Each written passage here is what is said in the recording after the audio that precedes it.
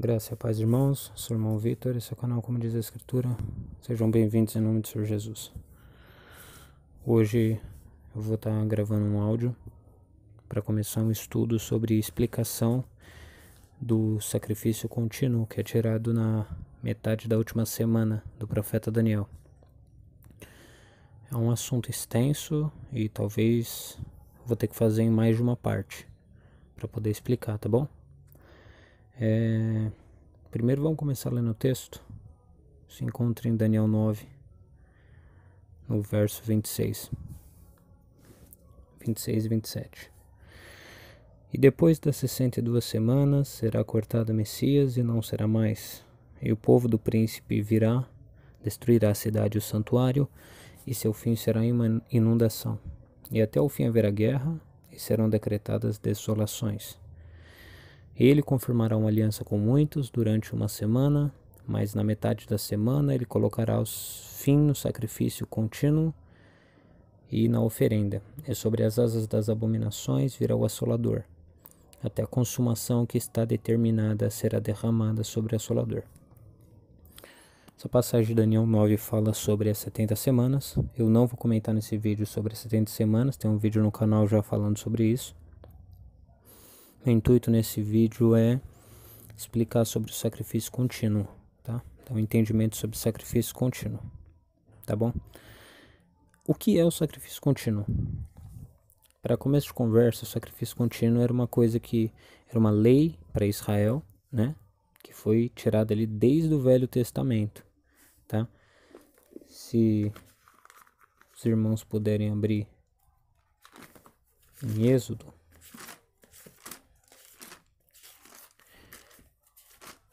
a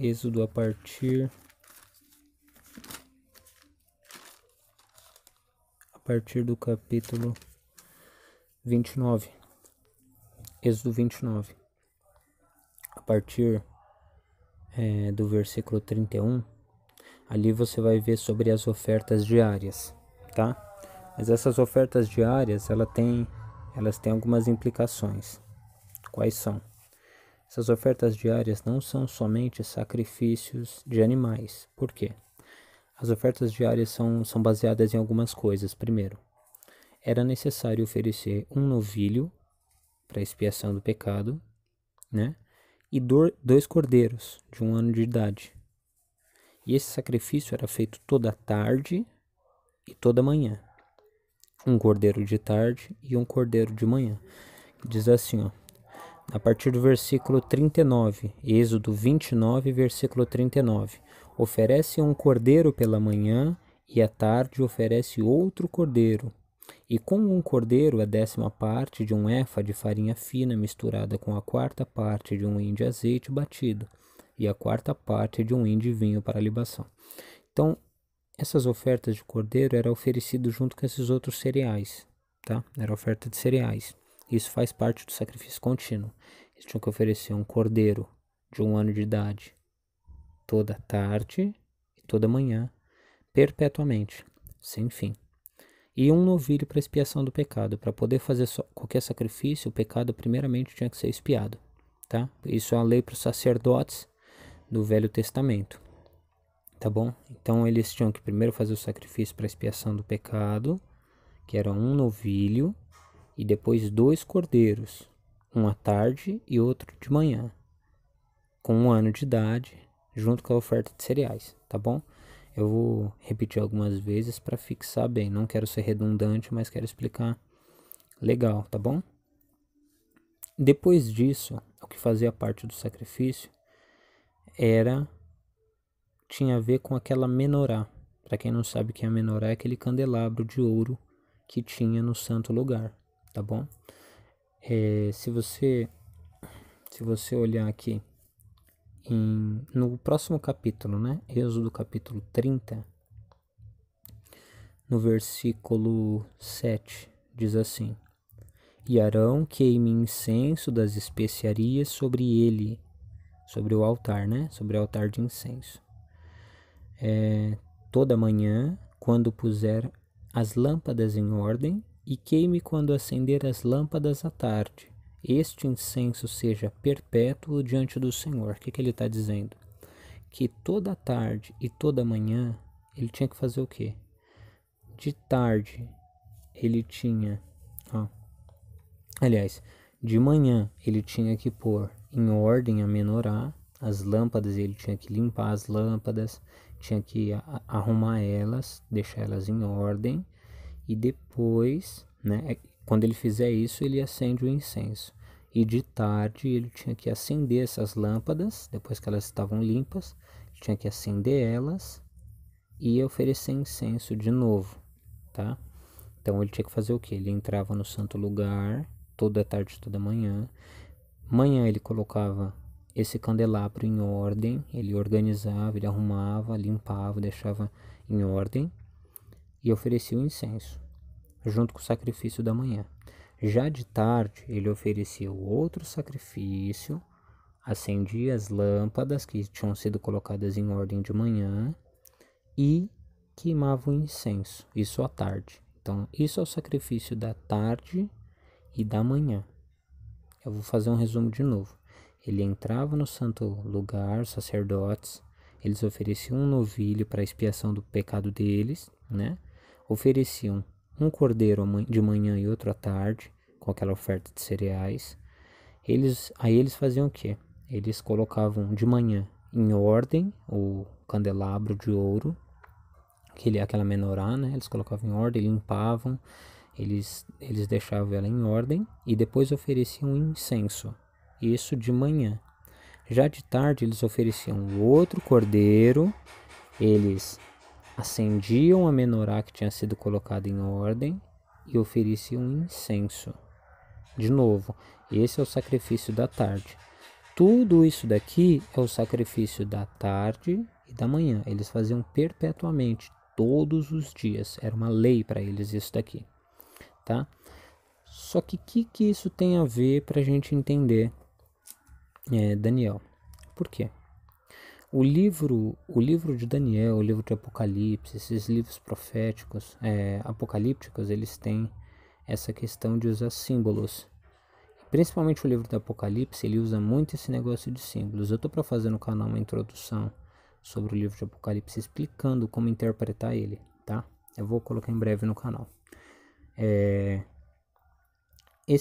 As coisas que são escritas no livro de Apocalipse, elas não são, na sua totalidade, elas não são literais. Mas Deus usa um símbolo, normalmente, né, do Velho Testamento, para explicar uma outra coisa por parábola.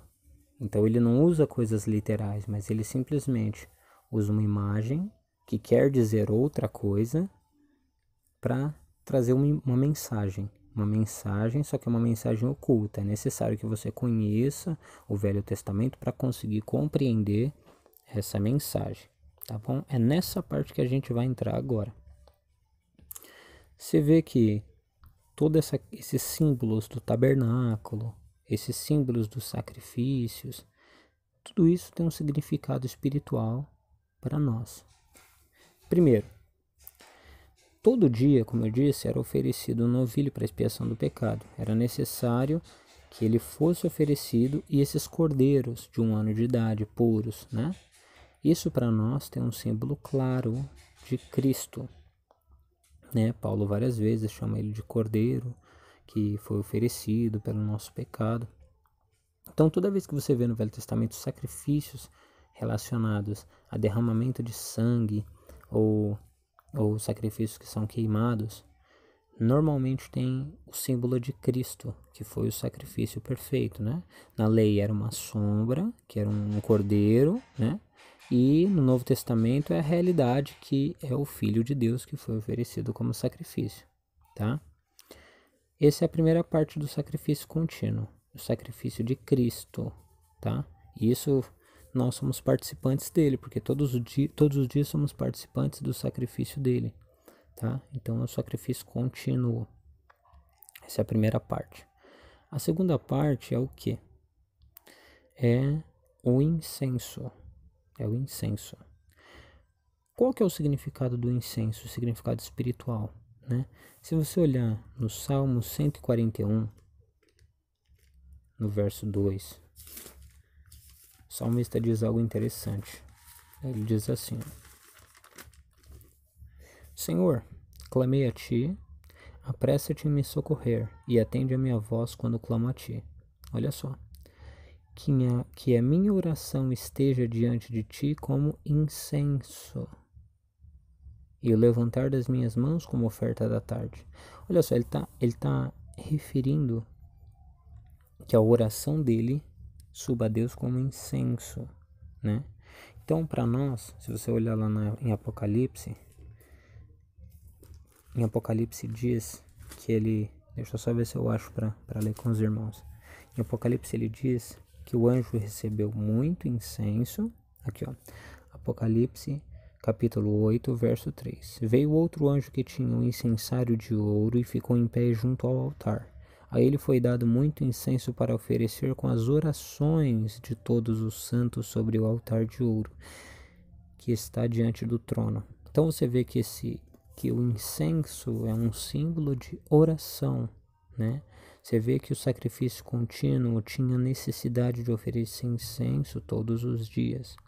Sem incenso, né, não tinha como se cumprir esse mandamento de Deus, né? E os sacerdotes precisavam oferecer diariamente incenso, da mesma forma que nós, né, sendo sacerdotes de Cristo, né? Pedro diz isso, que somos sacerdócio real, né? Somos sacerdotes. E a nossa obrigação é oferecer esse incenso, que é o símbolo da oração, né? Por isso que Pedro diz: orai sem cessar, né? Pedro, Paulo. Então, o incenso para nós tem esse símbolo de oração, tá? O primeiro, que é o sacrifício daquele novilho para a expiação do pecado, é o símbolo de Cristo, e aqueles 2 cordeiros também é um símbolo do sacrifício de Cristo. O segundo ponto, que é o incenso, que a gente está tratando agora, tem a ver com a oração, tá? Com a oração. E o terceiro ponto é colocar em ordem a menorá. Lá no santo lugar tinha o candelabro de ouro, né, que iluminava o tabernáculo, e toda manhã, antes de fazer esse sacrifício, eles tinham que colocar em ordem essa menorá de manhã, e já de tarde eles tinham que acender essa menorá. Então, vamos entrar nesse ponto, que eu acho que é o ponto mais importante, mais interessante, esse daqui. Por quê? Porque você vê lá em Apocalipse que essa menorá, ela tem um símbolo para nós, que Cristo mesmo explica o símbolo dessa menorá. Em Apocalipse, no primeiro capítulo, no verso 19, no verso 20, ele diz assim: quanto ao mistério das 7 estrelas que viste em minha mão direita e aos 7 candelabros de ouro, as 7 estrelas são os anjos das 7 igrejas, e os 7 candelabros, ou menorá, são as igrejas, né? Então você vê que esse candelabro no Apocalipse é um símbolo da igreja, um símbolo do povo de Deus, tá? Então, quando você vê no Apocalipse esse menorá, esse candelabro, ou você vê em outro lugar da escritura, ele é um símbolo do povo de Deus, tá bom? E é interessante, por quê? Porque a lei de Moisés dizia que esse candelabro tinha que ser posto em ordem e depois ele tinha que ser aceso. De manhã ele era posto em ordem, ele era limpo, ele era colocado na ordem correta, e depois à tarde ele era aceso. E isso no Apocalipse aparece. Quando que aparece? Você vê que Jesus manda carta às 7 igrejas, né? E na carta às 7 igrejas, o que ele faz? Ele tem um elogio, ele tem uma repreensão e ele tem uma promessa para cada uma das igrejas. 2 igrejas não têm repreensão, tá? Mas as outras igrejas têm uma repreensão, um elogio e uma promessa. Isso para todas as igrejas. E lembra que as igrejas são um símbolo daquele castiçal, daquele candelabro, do menorá, né? Então, Cristo fazendo isso é um símbolo do sacerdote colocando o candelabro em ordem. Por quê? Porque ele está repreendendo o que é necessário, ele está limpando, né, com a sua palavra, ele está exortando e ele está fazendo uma promessa, ele está colocando em ordem, né, colocando a fé deles em ordem, colocando as doutrinas em ordem e elogiando os pontos que estão corretos. Então isso é a parte da manhã, em qual o sacerdote põe em ordem a menorá. E depois tem o acender da menorá, tá? Que é o sacrifício da tarde. E como funciona isso? O sacerdote que entra à tarde, né? Depois que ele pôs em ordem e acendeu o menorá, né? Depois disso ele oferecia incenso. Mas onde aparece esse negócio de acender o menorá? Se você vê em Zacarias capítulo 4, Zacarias tem uma visão. Ele tem uma visão de duas oliveiras, né? Essas duas oliveiras estavam uma à direita e outra à esquerda do menorá. E essas oliveiras vertiam de si azeite dourado. E esse azeite, ele servia para acender as chamas da menorá, né? Olha só que coisa interessante. E esse símbolo volta a aparecer em Apocalipse capítulo 11. E é explicado que essas duas oliveiras são as duas testemunhas, tá? E o que as duas testemunhas fazem? Se você olhar para a visão de Zacarias capítulo 4, as duas oliveiras, elas vertem de si azeite dourado que acende a menorá. Então as duas testemunhas, elas fazem o que? Elas pregam a palavra de Deus, elas pregam a verdade e através dessa verdade, né, elas são cheias do Espírito Santo, as duas testemunhas, e através disso, ao pregar a verdade para o povo de Deus, que é a menorá é acesa. Ou seja, depois que ela foi colocada em ordem pelas repreensões das cartas que Cristo mandou para as igrejas, as duas testemunhas vêm e põem em ordem essa menorá que é a igreja, com a palavra de Deus, com a revelação da palavra de Deus, né? E com o derramar do Espírito Santo, elas acendem essa menorá. Então, se você olhar tudo isso, olha, o oferecer dos novilhos para expiação do pecado e os 2 cordeiros de um ano é um símbolo do sacrifício de Cristo. A oferta de incenso que acontece depois de arrumar a menorá e de colocar a menorá em ordem, de acendê-la, é a oração, né? O incenso é igual à oração. E pôr em ordem a menorá tem a ver com as cartas às 7 igrejas que Cristo faz, né? Que ele repreende, que ele faz uma promessa e que ele elogia. Isso é a visão do sacerdote colocando o menorá em ordem. E o acender do menorá, como a gente vê em Zacarias capítulo 4 e Apocalipse 11, são as duas testemunhas pregando a verdade para a igreja e através disso sendo derramado o Espírito Santo. Então, isso é muito interessante para que a gente venha compreender o significado verdadeiro das coisas, né? Porque Apocalipse usa muito essa questão dessa legenda, né? Deus usa muitas parábolas para explicar outras coisas.